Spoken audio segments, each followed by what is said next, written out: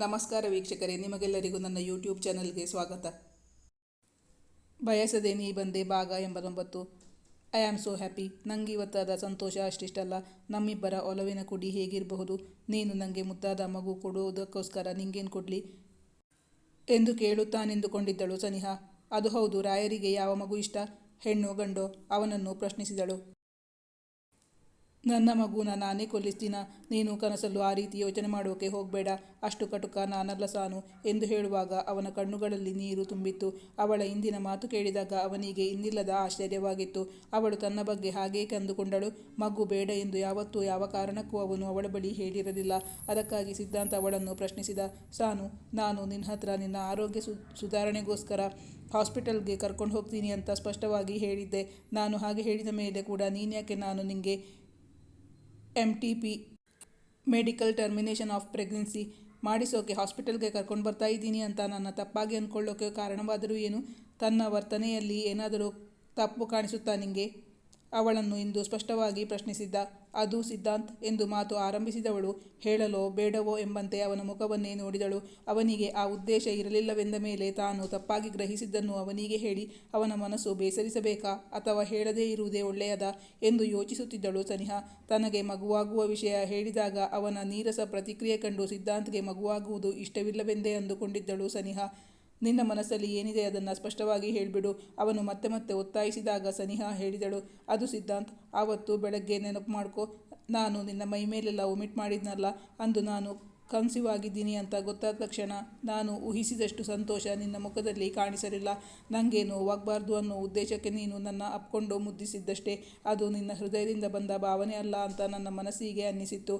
ಅವನು ಅಂದು ವಿಷಯ ತಿಳಿಯುತ್ತಲೇ ಸಂತೋಷದಿಂದ ತನ್ನನ್ನು ಬಾಚಿ ತಬ್ಬಿಕೊಂಡು ಬಳಿಕ ತನ್ನನ್ನು ಬಾಹುಗಳಲ್ಲಿ ಎತ್ತಿ ಹಿಡಿದು 3 ರೌಂಡ್ ತಿರುಗಿಸಿ, ಐ ಆಮ್ ಸೋ ಹ್ಯಾಪಿ, ನನಗೆ ಇವತ್ತಾದ ಸಂತೋಷ ಅಷ್ಟಿಷ್ಟಲ್ಲ. ಈ ಸುದ್ದಿಗೋಸ್ಕರನೇ ನಾನು ಇಷ್ಟು ದಿನಗಳಿಂದ ಕಾಯ್ತಾ ಇದ್ದಿದ್ದು. ನಮ್ಮಿಬ್ಬರ ಒಲವಿನ ಕುಡಿ ಹೇಗಿರಬಹುದು ನೋಡೋಕೆ ನಾನಂತೂ ಉತ್ಸುಕನಾಗಿದ್ದೀನಿ. ನೀನು ನನಗೆ ಮುದ್ದಾದ ಕೊಡ್ತಾ ಇದೆಯಲ್ಲ, ಅದಕ್ಕೋಸ್ಕರ ನಾನು ನಿಂಗೇನು ಕೊಡಲಿ ಎಂದೆಲ್ಲ ಹೇಳಿ ತನ್ನನ್ನು ಇನ್ನಿಲ್ಲದಂತೆ ಮುದ್ದಿಸುವನು ಎಂದು ಅಂದುಕೊಂಡಿದ್ದಳು. ಅಂದಿಡಿ ಅವನು ತನ್ನನ್ನು ಬಾಹುಗಳಲ್ಲಿ ಬಂಧಿಸಿಕೊಂಡು ತನ್ನ ಒಲವಿನ ಧಾರೆ ಎರೆಯುವನೆಂದು ಅಂದುಕೊಂಡಿದ್ದಳು ಸನಿಹಾ. ಆದರೆ ಅವನ ಪ್ರತಿಕ್ರಿಯೆ ತೀರಾ ವಿಭಿನ್ನವಾಗಿತ್ತಲ್ಲ. ಅದನ್ನೇ ಅವನ ಮುಂದೆ ಹೇಳಲು, ಸಾನು, ನೀನು ಆ ಸಂದರ್ಭದಲ್ಲಿ ತುಂಬ ಸುಸ್ತು ಸಂಕಟ ಅಂತ ಹೇಳ್ತಾ ಇದೆಯಲ್ಲ, ನನ್ನ ಕಾಟ ಜಾಸ್ತಿಯಾಗಿ ನಿಂಗೆ ರೆಸ್ಟು ನಿದ್ದೆ ಸಾಕಾಗ್ತಿಲ್ಲ, ನೀನು ತುಂಬ ಸುಸ್ತಾಗ್ತಿದ್ದೀಯಾ ಅಂತ ನಾನು ಅಂದ್ಕೊಂಡಿದ್ದೆ. ನನ್ನ ಅತಿ ಮುದ್ದಿನಿಂದಾಗಿ ನೀನು ತೊಂದರೆಗೆ ಒಳಗಾಗಬಾರ್ದಲ್ಲ, ಅದಕ್ಕಾಗಿ ನಿನ್ನಿಂದ ದೂರ ಇರೋಕೆ ಪ್ರಯತ್ನ ಪಡ್ತಾ ಇದ್ದೆ. ಸಾನು, ನಾನು ನನ್ನ ಭಾವನೆಗಳನ್ನು ವ್ಯಕ್ತಪಡಿಸದೇ ಇದ್ದರೆ ನನಗೆ ಮಗುವಿನ ಮೇಲೆ ಪ್ರೀತಿ ಇಲ್ಲ ಅಂತ ಅರ್ಥನಾ? ಅವನು ನೊಂದುಕೊಂಡೇ ಪ್ರಶ್ನಿಸಿದ್ದ. ಸಾರಿ ಸಿದ್ಧಾಂತ್, ನಾನು ನಿನ್ನ ಬಗ್ಗೆ ತಪ್ಪು ತಿಳ್ಕೊಂಡ್ಬಿಟ್ಟಿದ್ದೆ. ಈಗ ಎಲ್ಲ ಕ್ಲಿಯರ್ ಆಗಿಬಿಡ್ತಲ್ಲ, ಮತ್ತೆ ಆ ವಿಷಯ ಪ್ರಸ್ತಾಪ ಮಾಡುವುದೇ ಬೇಡ ಎಂದು ಸನಿಹಾ ಹೇಳಿದಳು. ಅಂದು ಸನಿಹಾಳನ್ನು ಆಸ್ಪತ್ರೆಯಲ್ಲಿ ಅಡ್ಮಿಟ್ ಮಾಡಿಸಲಾಗಿತ್ತು. ಅವಳು ತನ್ನ ಬಗ್ಗೆ ತಪ್ಪು ತಿಳಿದುಕೊಂಡಿದ್ದಾಳೆಂದೋ ಅಥವಾ ತಾನು ಆ ಮಗುವಿನ ಬಗ್ಗೆ ಕಾಳಜಿ ವಹಿಸುತ್ತಿಲ್ಲವೆಂದು ಅವಳು ಅಂದುಕೊಂಡಿದ್ದಾಳೆಂದೋ ಸಿದ್ಧಾಂತ್ ಮುಖ ಚಿಕ್ಕದಾಗಿತ್ತು. ಅಂದಿಡಿ ಅವನು ಬೇಸರದಲ್ಲಿದ್ದಾನೆ ಎಂದು ಅರಿವಾದ ಬಳಿಕ ಸನಿಹಾಗೆ ತನ್ನ ತಪ್ಪಿನ ಅರಿವಾಗಿತ್ತು. ಅಂದು ರಾತ್ರಿ ಮಲಗಿರುವಾಗ, ಸಿದ್ಧಾಂತ್, ಇಲ್ಬಾ, ನನ್ನ ಪಕ್ಕನೇ ಮಲ್ಕೋ ಎಂದು ಕರೆದು ಅವನನ್ನು ತನ್ನ ಪಕ್ಕದಲ್ಲಿ ಮಲಗಿಸಿಕೊಂಡು ಅವನ ತಲೆ ಕೂದಲಲ್ಲಿ ಕೈಯಾಡಿಸುತ್ತಾ ಹೇಳಿದಳು ಸನಿಹಾ. ನೀನು ನನ್ನ ಮಾತನ್ನು ತುಂಬ ಡೀಪಾಗಿ ತಗೊಂಡಿದ್ಯಾ ಅನಿಸುತ್ತೆ. ಅದು ನನ್ನ ತಪ್ಪು ಭಾವನೆಯಾಗಿತ್ತು ಅಷ್ಟೇ. ನಿನ್ನ ಹತ್ರ ಆಗಲೇ ಸಾರಿ ಕೂಡ ಕೇಳಿಬಿಟ್ಟಿದ್ದೀನಿ. ಬಹುಶಃ ನಿಂಗೆ ಮಗುವಿಗಿಂತ ನನ್ನ ಮೇಲೆ ಪ್ರೀತಿ ಜಾಸ್ತಿ ಅಂತ ಹೇಳಿದರೆ ನೀನು ಇಷ್ಟೊಂದು ಬೇಜಾರು ಮಾಡ್ಕೊಳ್ತಿರ್ಲಿಲ್ವೇನೋ. ಅದರ ಬದಲಾಗಿ ನಿಂಗೆ ಮಗು ಬಗ್ಗೆ ಕಾಳಜಿನೇ ಇಲ್ಲ ಅಂತ ಹೇಳಿ ನಿನ್ನ ಮನಸ್ಸಿಗೆ ತುಂಬ ನೋವುಂಟು ಮಾಡಿಬಿಟ್ಟೆ. ನಿಂಗೆ ದೇವರು 2 ಕಿವಿ ಕೊಟ್ಟಿದ್ದು ಯಾಕೆ ಹೇಳು? ಒಂದು ಕಿವಿಯಲ್ಲಿ ಕೇಳು, ಇನ್ನೊಂದು ಕಿವಿಯಲ್ಲಿ ಬಿಡು ಅಂತ. ಪ್ಲೀಸ್ ಆ ವಿಷಯವನ್ನು ಹಾಗೆ ಬಿಟ್ಬಿಡು. ನೀನು ನನ್ನ ಮಾತನ್ನು ಅಷ್ಟು ಡೀಪಾಗಿ ತಗೋಬೇಡ ಎಂದು ಹೇಳಿ ಅವನನ್ನು ಸಮಾಧಾನಪಡಿಸಿದ್ದಳು. ಆ ವಿಷಯಕ್ಕೆ ಅಲ್ಲಿಯೇ ಮಂಗಳ ಹಾಡಿಬಿಟ್ಟಿದ್ದಳು ಸನಿಹಾ. ಪಾಪು ಬಗ್ಗೆ ನಂಗೆಷ್ಟು ಪ್ರೀತಿ ಇದೆ ಅಂತ ಈಗಲೇ ತೋರಿಸ್ತೀನಿ ಎಂದು ಹೇಳುತ್ತಾ ಅವಳ ಒಡಲಲ್ಲಿ ಅರಳುತ್ತಿದ್ದ ತನ್ನ ಕರುಳು ಕುಡಿಗೆ ತನ್ನ ತುಟಿಗಳಿಂದಲೇ ಪ್ರೀತಿಯ ಕಾಣಿಕೆಯನ್ನಿತ್ತಿದ್ದ ಸಿದ್ಧಾಂತ್. ಅಂದಿನಿಂದ ಸಿದ್ಧಾಂತ್ ಮಗುವಿನ ಬಗ್ಗೆ ತನಗಿರುವ ಪ್ರೀತಿ ಕಾಳಜಿಯನ್ನು ಅವಳ ಮುಂದೆ ವ್ಯಕ್ತಪಡಿಸಲಾರಂಭಿಸಿದ್ದ. ದಿನಗಳು ನಿಮಿಷಗಳಂತೆ ಉರುಳುತ್ತಿದ್ದವು. ಸನಿಹಾಗೀಗ 5 ತಿಂಗಳು ತುಂಬುವವರೆಗೂ ವಿಪರೀತವಾಗಿ ವಾಂತಿಯಾಗುತ್ತಿದ್ದುದರಿಂದ ಆಗಾಗ ಹಾಸ್ಪಿಟಲ್ಗೆ ಹೋಗಿ ಡ್ರಿಪ್ಸ್ ಹಾಕಿಸಿಕೊಂಡು ಬರಬೇಕಾಗುತ್ತಿತ್ತು. 5ನೇ ತಿಂಗಳಲ್ಲಿ ಸ್ಕ್ಯಾನಿಂಗ್ ಮಾಡಿ ಮಗುವಿನ ಬೆಳವಣಿಗೆಯನ್ನು ಅವರಿಬ್ಬರಿಗೂ ತೋರಿಸಿದ್ದರು ವೈದ್ಯರು. ಮೊದಲ ಬಾರಿ ಕಂಪ್ಯೂಟರ್ ಸ್ಕ್ರೀನ್ನಲ್ಲಿ ತಮ್ಮ ಮಗುವನ್ನು ನೋಡಿ ಅವರಿಗಾದ ಆನಂದ ಅಷ್ಟಿಷ್ಟಲ್ಲ. 5 ತಿಂಗಳಾದ ಬಳಿಕ ಅವಳಿಗೆ ವಾಂತಿಯಾಗುವುದು ಸ್ವಲ್ಪ ಕಡಿಮೆಯಾಗಿತ್ತು. ಅವಳು ಆಸೆಪಟ್ಟದ್ದನ್ನು ತಂದುಕೊಡಲು ಅವಳು ಆಸೆಪಟ್ಟ ತಿಂಡಿ ಮಾಡಿಕೊಡಲು ಸಿದ್ಧಾಂತ್ ಮತ್ತು ಸುಲೋಚನಾ ಅವರು ತುದಿಗಾಲಲ್ಲಿ ನಿಂತಿರುತ್ತಿದ್ದರು. ಮೊದಲು ಸಿಹಿ ಎಂದರೆ ತುಂಬ ಇಷ್ಟಪಡುತ್ತಿದ್ದ ಸನಿಹಾಗೆ ಈಗ ಸಿಹಿ ಕಂಡರೆ ಆಗುತ್ತಿರಲಿಲ್ಲ. ಮೊದಲಿನಂತೆ ಅವಳು ಸಿಹಿ ಕಂಡರೆ ಇಷ್ಟಪಡುವಳೆಂದು. ಅವನು ಸ್ವೀಟ್ ತಂದರೆ ಅವಳು, ಸಿಹಿ ತರೋಕ್ಕೆ ಹೋಗಬೇಡ, ಅದನ್ನು ಕಂಡ್ರೆ ನನಗೆ ವಾಕರಿಕೆ ಬರುತ್ತೆ, ನನಗೆ ಮಾವಿನಕಾಯಿ ತೊಕ್ಕು ತಿನ್ನಬೇಕು ಅನ್ನಿಸುತ್ತೆ, ನಾಳೆ ನೀನು ಆಫೀಸಿಂದ ಬರ್ತಾ ಮಾವಿನಕಾಯಿ ತಗೊಂಡು ಬಾ ಎಂದು ಆದೇಶಿಸಿದ್ದಳು ಸನಿಹಾ. ಜಿ ಹುಜೂರ್, ತಾವು ಏನು ಆರ್ಡರ್ ಮಾಡಿದ್ರು ಇಲ್ಲ ಅಂತ ಹೇಳೋ ಧೈರ್ಯ ನನಗೆ ಇಲ್ಲ ಮೇಮ್ ಸಾಹಬ್ರೆ ಎಂದು ನಾಟಕೀಯವಾಗಿ ಹೇಳಿದರು. ಸಂಜೆ ಬರುವಾಗ ಅವನ ಕೈಯಲ್ಲಿ ಅವಳು ಹೇಳಿದ ಗಿಣಿಮೂತಿ ಮಾವಿನಕಾಯಿ ಇತ್ತು. ಮಾವಿನಕಾಯಿ ತೊಕ್ಕು ಹಾಕಿ ಅವಳು ಎರಡೆರಡು ಬಾರಿ ಹಾಕಿಸಿಕೊಂಡು ಹೊಟ್ಟೆ ತುಂಬ ಉಂಡಾಗ ತಾನು ಮಾವಿನಕಾಯಿ ತಂದಿದ್ದು ಸಾರ್ಥಕವಾಯಿತು ಎನಿಸಿತು ಸಿದ್ಧಾಂತ್ಗೆ. ಅಂದು ಊಟ ಮಾಡಿದ್ದು ವಾಂತಿಯಾಗಿ ಹೋಗಿರಲಿಲ್ಲ. ಅದನ್ನು ಕಂಡು ಸಿದ್ಧಾಂತ್ ಮಾತ್ರವಲ್ಲ, ಸುಲೋಚನಾ ಅವರು ಕೂಡ ಸಂತೋಷದಿಂದ ಹೇಳಿದ್ದರು, ನಾಳೆ ನಿಂಗೆ ಹುಣಸೆಹಣ್ಣಿನ ತೊಕ್ಕು ಮಾಡಿಕೊಡ್ತೀನಿ, ನೀನು ಹೊಟ್ಟೆ ತುಂಬ ಊಟ ಮಾಡಿದರೆ ನಮಗೂ ಸಮಾಧಾನ. ಈಗ ಅವಳಿಗೆ ವಾಂತಿಯಾಗುವುದು ಕಡಿಮೆಯಾಗಿತ್ತಲ್ಲ. ಸಾನು, ಇವತ್ತು ಸಂಜೆ ನಾನು ಬರುವಾಗ ಹೊರಟು ರೆಡಿಯಾಗಿರು, ನಿನ್ನನ್ನು ನಾನೆಲ್ಲೋ ಹೊರಗೆ ಕರೆದುಕೊಂಡು ಹೋಗಬೇಕು, ಎಲ್ಲಿಗೆ ಅಂತ ಹೇಳಲ್ಲ, ಸರ್ಪ್ರೈಸ್ ಎಂದು ಬೆಳಗ್ಗೆ ಹೇಳಿ ಆಫೀಸ್ಗೆ ಹೊರಟಿದ್ದ ಸಿದ್ಧಾಂತ್. ಅವಳಿಗೆ ಕುತೂಹಲ ತಡೆಯಲಾಗಿರಲಿಲ್ಲ. ಸಿದ್ಧಾಂತ್, ಅದೆಲ್ಲಿಗೆ ಕರ್ಕೊಂಡು ಹೋಗ್ತೀಯಾ ಅಂತ ನನಗೆ ಈಗಲೇ ಹೇಳಿಬಿಟ್ಟು ಹೋಗು, ನನಗೆ ಕುತೂಹಲ ತಡೆಯೋಕೆ ಆಗ್ತಿಲ್ಲ ಎಂದು ಅವನನ್ನು ಕೇಳಲು, ಅದೆಲ್ಲ ಹೇಳೋದಕ್ಕೆ ಆಗಲ್ಲ, ನಿಂಗೆ ಸರ್ಪ್ರೈಸ್ ಇಷ್ಟ ತಾನೇ, ಹೋದ್ಮೇಲೆ ಗೊತ್ತಾಗುತ್ತೆ ಎಂದು ಹೇಳಿ ಅವಳತ್ತ ನೋಡಿ ಕಣ್ಣು ಹೊಡೆದು ಅವನು ಆಫೀಸ್ಗೆ ಹೊರಟು ಹೋಗಿದ್ದ. ಅವನು ಬರುವ ಹೊತ್ತಿಗೆ ತಾಯಿ ಮಗಳಿಬ್ಬರು ಹೊರಟು ರೆಡಿಯಾಗಿದ್ದರು. ಸಿದ್ಧಾಂತ್ ಟೀ ಕುಡಿದು ತಿಂಡಿ ತಿಂದಾಗುತ್ತಲೇ, ಸಿದ್ಧಾಂತ್ ಈಗಲಾದರೂ ಹೇಳು, ಇಲ್ಲಾಂದರೆ ನಾನು ಬರಲ್ಲ ಎಂದು ಹೇಳಿದರು. ಅವನು ತಾನವಳನ್ನು ಎಲ್ಲಿಗೆ ಕರೆದುಕೊಂಡು ಹೋಗುವುದೆಂದು ಹೇಳಲಿಲ್ಲ. ಇಷ್ಟು ಹೊತ್ತು ಕಾದವಳಿಗೆ ಇನ್ನೊಂದರ್ಧ ಗಂಟೆ ಕಾಯೋಕ್ಕಾಗಲ್ವಾ ಎಂದು ಹೇಳಿ ಮಾತಾಡಿಕೊಂಡು ಕೂತ್ಕೊಳ್ಳುವ ಬದಲು ಹೋಗೋಣ, ಆಗ ನಿನ್ನ ಸರ್ಪ್ರೈಸ್ ಬೇಗ ಗೊತ್ತಾಗುತ್ತೆ ಎಂದು ಅವಸರಪಡಿಸಿದ್ದ ಸಿದ್ಧಾಂತ್. ಬಳಿಕ ಅವರನ್ನು ತನಿಷ್ಕ್ ಜ್ಯುವೆಲರಿ ಶಾಪ್ಗೆ ಕರೆದೊಯ್ದಿದ್ದ. ಸಿದ್ಧಾಂತ್ ಅಲ್ಲಿ ಅವಳಿಗಾಗಿ ಪಚ್ಚೆ ಕಲ್ಲುಗಳಿದ್ದ ಚಿನ್ನದ 2 ಬಳೆಗಳನ್ನು ಖರೀದಿಸಿಕೊಟ್ಟಿದ್ದ. 7ನೇ ತಿಂಗಳಲ್ಲಿ ಅವಳಿಗೆ ಸೀಮಂತ ಶಾಸ್ತ್ರಕ್ಕೆಂದು ಗಿಣಿ ಹಸಿರು ಬಣ್ಣದ ರೇಷ್ಮೆ ಸೀರೆಯನ್ನು ಖರೀದಿಸಿಕೊಂಡು ಬಂದಿದ್ದರು ಸುಲೋಚನಾ. ಸದ್ಯ ನಿಮ್ಮಮ್ಮನೇ ನಮ್ಮಮನೇಲಿ ಬಂದಿರೋದ್ರಿಂದ ಸೀಮಂತ ಶಾಸ್ತ್ರ ಮುಗಿಸಿಕೊಂಡು ಅಮ್ಮನ ಮನೆಗೆ ಹೋಗಿ ಅಲ್ಲೇ ಇರ್ತೀನಿ, ನನ್ನಿಂದ ದೂರ ಆಗ್ತೀನಿ ಅಂತ ಹೇಳೋ ಪ್ರಮೇಯನೇ ಬರೋಲ್ಲ. ಆ ವಿಷಯದಲ್ಲಿ ನಾನು ಅದೃಷ್ಟ ಮಾಡ್ಕೊಂಡಿದ್ದೀನಿ ಎಂದು ಹೇಳಿದ ಸಿದ್ಧಾಂತ್.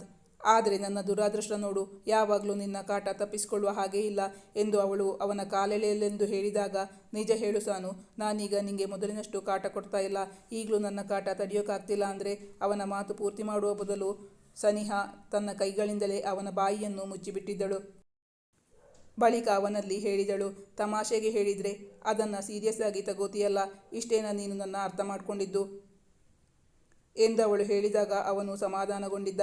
ಪ್ರತಿ ತಿಂಗಳು ಚೆಕಪ್ಗೆ ಸನಿಹಾ ಜೊತೆ ಅವನು ಹೋಗಿ ವೈದ್ಯರ ಬಳಿ ತಾಯಿ ಮಗುವಿನ ಆರೋಗ್ಯದ ಬಗ್ಗೆ ವಿಚಾರಿಸಿಕೊಳ್ಳುತ್ತಿದ್ದ. ದಿನ ಕಳೆಯುತ್ತಿದ್ದಂತೆಯೇ ಸಿದ್ಧಾಂತ್ನ ಆತಂಕ ದಿನದಿಂದ ದಿನಕ್ಕೆ ಹೆಚ್ಚಾಗುತ್ತಿತ್ತು. ಆದರೆ ಅದನ್ನು ಪತ್ನಿಯ ಮುಂದೆ ತೋರಿಸಬಾರದೆಂದು ಆದಷ್ಟು ಪ್ರಯತ್ನಪಡುತ್ತಿದ್ದ. ಅವಳೀಗ ಕೂತು ವಾರಪತ್ರಿಕೆಗಳನ್ನು ಕತೆ ಪುಸ್ತಕಗಳನ್ನು ಓದುತ್ತಿದ್ದಲ್ಲಿ ಅದನ್ನು ಕಂಡಾಗ ಸಿದ್ಧಾಂತ್ ಹೇಳುತ್ತಿದ್ದ, ಜಾಸ್ತಿ ಹೊತ್ತು ಕೂತ್ಕೋಬೇಡ ಚಿನ್ನ, ಹೀಗೆ ಕೂತ್ಕೊಂಡ್ರೆ ನಿನ್ನ ಬೆನ್ನು ಏನಾಗಬೇಕು, ಯಾವಾಗಲೂ ಕೂತೇ ಇರಬೇಡ, ಆದಷ್ಟು ಮಲಗಿ ರೆಸ್ಟ್ ತಗೋ ಎಂದು ಹೇಳಿ ಮುದ್ದಿಸಿ ಅವಳನ್ನು ಮಲಗಿಸುತ್ತಿದ್ದ. ಅವನ ಆತಂಕ ಕಂಡು ಅವಳ ತುಟಿಯಂಚಿನಲ್ಲಿ ತೆಳುನಗು ಅರಳಿತ್ತು. ನಾನು ಕೂತ್ಕೋಬಾರ್ದು, ನಿಂತ್ಕೋಬಾರ್ದು, ಮಲ್ಕೋಬೇಕಾದ್ರೂ ನಿನ್ನ ಪರ್ಮಿಷನ್ ಬೇಕು ಅನಿಸುತ್ತೆ, ಹೀಗಾದರೆ ನನಗೆ ತುಂಬ ಕಷ್ಟ ಆಗುತ್ತೆ ನಗುತ್ತಾ ಹೇಳಿದ್ದಳು. ಹೌದು ಚಿನ್ನ, ಮಗು ಆಗೋ ತನಕ ನಾನು ಏನು ಹೇಳ್ತೀನೋ ಅದನ್ನು ನೀನು ಕೇಳಲೇಬೇಕು. ಅದು ಹೌದು, ರಾಯರಿಗೆ ಯಾವ ಮಗು ಇಷ್ಟ, ಗಂಡೋ ಹೆಣ್ಣೋ ಅವಳು ಅವನನ್ನು ಪ್ರಶ್ನಿಸಿದಳು. ನನಗೆ ಈ ನನ್ನ ಮಗು ಇಷ್ಟ ಎಂದು ಹೇಳುತ್ತಾ ಅವಳ ಹೊಟ್ಟೆಯ ಮೇಲೆ ಮೃದುವಾಗಿ ಕೈಯಾಡಿಸುತ್ತಾ ಬಳಿಕ ಆ ಜಾಗಕ್ಕೆ ಮೃದುವಾಗಿ ತನ್ನ ತುಟಿಗಳನ್ನು ಊರಿ ಮುದ್ದಿಸಿದ್ದ ಸಿದ್ಧಾಂತ್. ಅವನು ಅದೇ ಪ್ರಶ್ನೆಯನ್ನು ತನ್ನನ್ನು ಕೇಳುತ್ತಾನೆಂದುಕೊಂಡು ಅವನನ್ನೇ ನೋಡಿದಳು ಸನಿಹಾ. ಆದರೆ ಅವನಿಂದ ಯಾವ ಪ್ರಶ್ನೆಗಳು ಬಂದಿರಲಿಲ್ಲ. ಅವಳಾಗಿಯೇ ಕೇಳಿದಳು, ಅದೇ ಪ್ರಶ್ನೆ ನನಗೆ ಕೇಳ್ತೀಯೇನೋ ಅಂದ್ಕೊಂಡೆ. ನಿನ್ನ ಹತ್ರ ಈ ಪ್ರಶ್ನೆ ಕೇಳೋದೇ ಬೇಡ, ನಿಂಗೆ ಮಕ್ಕಳು ಅಂದರೆ ಪ್ರಾಣ ಅಂತ ಗೊತ್ತಲ್ಲ, ಯಾವ ಮಗು ಆದರೂ ನೀನು ಒಪ್ಕೋತೀಯ ಅಂದಮೇಲೆ ಕೇಳುವ ಮಾತೆಲ್ಲಿ ಬಂತು ಎಂದಿದ್ದ ಸಿದ್ಧಾಂತ್. ವೈದ್ಯರು ಸಿದ್ಧಾಂತ್ ಬಳಿ ನಾರ್ಮಲ್ ಡೆಲಿವರಿ ಆಗೋದು ಕಷ್ಟ ಎಂದು ಹೇಳಿದ್ದರು. ಅವಳಿಗೆ ಹೆರಿಗೆಯ ದಿನ ಸಮೀಪಿಸಿದಾಗ ಸಿದ್ಧಾಂತ್ ಕಂಗಾಲಾಗಿ ಬಿಟ್ಟಿದ್ದ. ಅಂದವಳಿಗೆ ನೋವು ಕಾಣಿಸಿದ್ದರಿಂದ ನರ್ಸಿಂಗ್ ಹೋಮ್ಗೆ ಅಡ್ಮಿಟ್ ಮಾಡಲಾಗಿತ್ತು. ತನ್ನ ಮುದ್ದು ಮಡದಿಗೆ ಏನೂ ಆಗದೆ ತನ್ನ ಬಳಿಗೆ ಬಂದು ಬಿಟ್ಟರೆ ಸಾಕು ಎನಿಸಿತು ಸಿದ್ಧಾಂತ್ಗೆ. ಇನ್ನೆಂದೂ ಅವಳಿಗೆ ಈ ಕಷ್ಟವನ್ನು ಕೊಡುವುದಿಲ್ಲವೆಂದು ತನ್ನ ಮನಸ್ಸಲ್ಲಿ ನಿರ್ಧಾರಕ್ಕೆ ಬಂದು ಬಿಟ್ಟಿದ್ದ. ಸುಲೋಚನಾ ಅವರು, ಅಯ್ಯೋ, ನಾರ್ಮಲ್ ಡೆಲಿವರಿ ಆಗದೇ ಇದ್ದರೂ ಪರವಾಗಿಲ್ಲ, ಗಂಡು ಹೆಣ್ಣು ಯಾವುದೋ ಒಂದು, ಹಾಯಾಗಿ ಮೊದಲಿನ ಹಾಗಾದರೆ ಸಾಕು, ಅವಳು ಬಿಡಿ ಮನುಷ್ಯರಾದರೆ ಸಾಕು ಎಂದು ಆತಂಕದಿಂದ ಪರದಾಡಿಕೊಂಡು ಹೇಳಿದಾಗ ಅದನ್ನು ಕಂಡು ಸಿದ್ಧಾಂತ್ ಮತ್ತೂ ಹೆದರಿಬಿಟ್ಟಿದ್ದ. ಸಾರಿಕಾ ಮತ್ತು ಸಂದೀಪ್ ಕೂಡ ಆಸ್ಪತ್ರೆಗೆ ಬಂದಿದ್ದರು. ಮಗಳು ಅತ್ತು ಗಲಾಟೆ ಮಾಡಿದ್ದರಿಂದ ತಾಯಿ ಮತ್ತು ಸಿದ್ಧಾಂತ್ಗೆ ಧೈರ್ಯ ಹೇಳಿ ಸಾರಿಕಾ ಮತ್ತೆ ಮನೆಗೆ ಹೊರಟಿದ್ದಳು. ಸಂದೀಪ್ ಅಲ್ಲೇ ಉಳಿದು ಬಿಟ್ಟಿದ್ದ. ಹೆರಿಗೆ ನೋವಿನಿಂದ ಸಂಕಟಪಡುತ್ತಿರುವ ಪತ್ನಿಯನ್ನು ಕಂಡು ಅವನ ಕಣ್ಣು ತುಂಬಿ ಬರುತ್ತಿತ್ತು. ಸಿದ್ಧಾಂತ್ ತಾನೇ ಹೆರಿಗೆ ನೋವು ಅನುಭವಿಸುವಷ್ಟು ಸಂಕಟಪಡುತ್ತಿದ್ದ. ತನ್ನ ಕಣ್ಣೀರು ಯಾರಿಗೂ ಕಾಣಬಾರದೆಂದು ಎಲ್ಲರಿಂದ ದೂರ ಸರಿದು ಒಂದು ಮೂಲೆಯಲ್ಲಿ ನಿಂತು ಕರ್ಚೀಫ್ನಿಂದ ತನ್ನ ಕಣ್ಣನ್ನು ಒರೆಸಿಕೊಳ್ಳುತ್ತಿದ್ದ ಸಿದ್ಧಾಂತ್. ವೈದ್ಯರು ಅಂದುಕೊಂಡಿದ್ದಂತೆಯೇ ಅವಳಿಗೆ ನಾರ್ಮಲ್ ಡೆಲಿವರಿ ಆಗಿರಲಿಲ್ಲ. ಸಿ ಸೆಕ್ಷನ್ ಮಾಡಬೇಕಾಗಿ ಬಂದಿದ್ದರಿಂದ ಅವಳಿಗೆ ಇಂಜೆಕ್ಷನ್ ಕೊಡಲಾಗಿತ್ತು. ಮದ್ದಿನ ಪ್ರಭಾವದಿಂದಾಗಿ ಅವಳು ನಿದ್ದೆಗೆ ಜಾರಿದ್ದಳು. ಈಗ ಅವಳಿಗೆ ನೋವಿನ ಅನುಭವ ಆಗುತ್ತಿರಲಿಲ್ಲವಾದ್ದರಿಂದ ಸಿದ್ಧಾಂತ್ ನಾರ್ಮಲ್ ಡೆಲಿವರಿ ಆಗಿದ್ದರೆ ಇನ್ನೂ ಅದೆಷ್ಟು ಹೊತ್ತೋ ತಾನು ನೋವು ಅನುಭವಿಸಬೇಕಾಗಿ ಬರುತ್ತಿತ್ತೇನೋ. ಅದರ ಬದಲು ಇದೇ ಉತ್ತಮ ಎನಿಸಿತವನಿಗೆ. ಕೊನೆಗೂ ಎಲ್ಲರ ಆತಂಕದ ನಡುವೆ ನರ್ಸ್ ಬಂದು ಕಂಗ್ರಾಟ್ಸ್, ಗಂಡು ಮಗು, ತಾಯಿ ಮಗು ಆರೋಗ್ಯವಾಗಿದ್ದಾರೆ ಎಂದು ಹೇಳಿದಾಗ ನೆಮ್ಮದಿಯ ನಿಟ್ಟುಸಿರು ಬಿಟ್ಟಿದ್ದ ಸಿದ್ಧಾಂತ್ ನರ್ಸ್ನ ಕೈಯಲ್ಲಿದ್ದ ಮುದ್ದು ಮುದ್ದಾಗಿ ದುಂಡಗೆ ತಲೆ ತುಂಬ ಗುಂಗುರು ಕೂದಲು ಇದ್ದ ಪುಟ್ಟ ಕಂದನನ್ನು ಕಂಡಾಗ ಸಿದ್ಧಾಂತ್ನ ಸಂತೋಷವಂತೂ ಹೇಳತೀರದಾಗಿತ್ತು. ಅಂದು ಅವನಿಗೆ ತನ್ನ ತಂದೆ ತಾಯಿ ಈಗ ಇದ್ದಿದ್ದರೆ ಎಂದು ಯೋಚಿಸುತ್ತಿತ್ತು ಅವನ ಮನಸ್ಸು. ಅವನಿಗೆ ಆ ಮಗು ತಾನು ಚಿಕ್ಕವನಿದ್ದಾಗ ಇದ್ದಂತೆ ಕಾಣಿಸಿತ್ತು. ಸುಲೋಚನಾ ಅವರು ನಮ್ಮ ಸಾನು ಹೀಗೆ ಇದ್ದಿದ್ದು ಹುಟ್ಟಿದಾಗ ಎಂದು ಹೇಳಿದರು. ತಮ್ಮಿಬ್ಬರ ಮಧುರ ಸಮ್ಮಿಲನದ ಮುದ್ದು ಮಗುವನ್ನು ನೋಡಿ ಸಿದ್ಧಾಂತ್ ಮತ್ತು ಸನಿಹಾರ ಹೃದಯಗಳೆರಡೂ ಹೂವಾಗಿ ಬಿಟ್ಟಿತ್ತು. ಸಮಯ ಸಾಧಿಸಿ ಸಿದ್ಧಾಂತ್ ಸನಿಹಾಳ ಕಿವಿಯಲ್ಲಿ ಪಿಸುಗುಟ್ಟಿದ್ದ. Are you happy now? ಪಾಪು ಬಂದ ಖುಷಿಯಲ್ಲಿ ನನ್ನ ಮರೆಯಲ್ಲ ತಾನೆ ಎಂದು ಕೇಳಿದಾಗ ನಾನು ಆ ಮಾತನ್ನು ನಿನ್ನ ಹತ್ರ ಕೇಳಬೇಕು ಎಂದು ಅವಳು ಹೇಳಿದ್ದಳು. ತನ್ನ ಪಕ್ಕದಲ್ಲಿ ಮಲಗಿ ನಿದ್ದೆ ಮಾಡುತ್ತಿದ್ದ ಮುದ್ದು ಮಗನನ್ನು ನೋಡಿ ಅವಳ ಹೃದಯ ತುಂಬಿ ಬಂದಿತ್ತು. ಸನಿಹಾ ಬಯಸಿದಂತೆ ಅವಳ ಮಡಿಲು ತುಂಬಿತ್ತು. ಸಿದ್ಧಾಂತ್ಗಂತೂ ತನ್ನ ಮುದ್ದು ಮಗನನ್ನು ಎಲ್ಲಿಟ್ಟರೂ ಕಡಿಮೆಯೇ. ತಾನು ತಂದೆಯಾದ ಖುಷಿಗೆ ಆಸ್ಪತ್ರೆಯ ಸಿಬ್ಬಂದಿಗಳಿಗೆಲ್ಲ ಸಿಹಿ ಹಂಚಿದ್ದ. ಅವಳು ಆಸ್ಪತ್ರೆಯಿಂದ ಹಿಂದಿರುಗಿದ ಬಳಿಕ ಅನಿರುದ್ಧ್ನ ಆಫೀಸ್ಗೆ ಹೋಗಿ ತಾನು ತಂದೆಯಾಗಿರುವ ಶುಭ ಸಮಾಚಾರವನ್ನು ತಿಳಿಸಿ ಅವರೆಲ್ಲರಿಗೂ ಸಿಹಿ ಹಂಚಿದ್ದ. ಮಾತ್ರವಲ್ಲ, ದಿನಕರ್ನನ್ನು ಕಂಡು ಅವರ ಮನೆಯವರಿಗೂ ಸಿಹಿ ಹಂಚಿದ್ದ. ದೀಪಿಕಾಗೆ ಮದುವೆ ನಿಶ್ಚಯವಾಗಿತ್ತು. ದಿನಕರ್ನ ಕೈಯಲ್ಲಿ ಒಂದು ಚೆಕ್ಕನ್ನಿಟ್ಟು ಇದು ನಿಮ್ಮ ತಂಗಿಯ ಮದುವೆಗೆ ಎಂದು ಹೇಳಿ ಬಂದಿದ್ದ. ಸಿದ್ಧಾಂತ್ ತನ್ನ ಕಷ್ಟಕಾಲದಲ್ಲಿ ಅವರಿಂದ ಸಹಾಯ ಪಡೆದಿದ್ದಕ್ಕಾಗಿ ತನ್ನ ಕೈಲಾದ ಸಹಾಯವನ್ನು ಮಾಡಿದ್ದ. ಮನೆಗೆ ಮಗು ಬಂದ ಮೇಲೆ ಸಿದ್ಧಾಂತ್ಗೆ ಬೆಳಗ್ಗೆ ಆಫೀಸ್ಗೆ ಹೊರಡುವ ಮನಸ್ಸೇ ಆಗುತ್ತಿರಲಿಲ್ಲ. ಮಗು ಎದ್ದಿದ್ದರಂತೂ ಅದರ ಪಕ್ಕವೇ ಬಂದು ಕೂತು ಬಿಡುತ್ತಿದ್ದ. ಸಿದ್ಧಾಂತ್, ಮಗು ಮುಂದೆ ಕೂತ್ರೆ ನಿಂಗೆ ಹೊತ್ತು ಗೊತ್ತು ಒಂದೂ ಇಲ್ಲ. ಇವತ್ತು ನಿಂಗೆ ಆಫೀಸ್ ಇಲ್ವಾ? ನೀನು ಹೀಗೆ ಇಲ್ಲೇ ಕೂತ್ರೆ ನಿನ್ನ ಬಾಸ್ ನಿನ್ನ ಪರ್ಮನೆಂಟಾಗಿ ಗೇಟ್ ಪಾಸ್ ಕೊಟ್ಟು ಮನೆಗೆ ಕಳಿಸಿಬಿಡ್ತಾರಷ್ಟೇ ನೋಡು ಎಂದು ನಯವಾಗಿ ಅವನನ್ನು ಗದರಿದ ಮೇಲೆ ಅವನು ಮಗುವಿನ ಮುಂದಿನಿಂದ ಎದ್ದು. ಆದರೆ ಅವನಿಗೆ ಅಲ್ಲಿಂದ ಹೋಗುವ ಮನಸ್ಸು ಇರುತ್ತಿರಲಿಲ್ಲ. ಸಾನು, ನಾನು ನನ್ನ ಮಗನ ಜೊತೆ ಆಟ ಆಡ್ತಾ ಇದ್ರೆ ನಿಂಗೇನು ತೊಂದರೆ?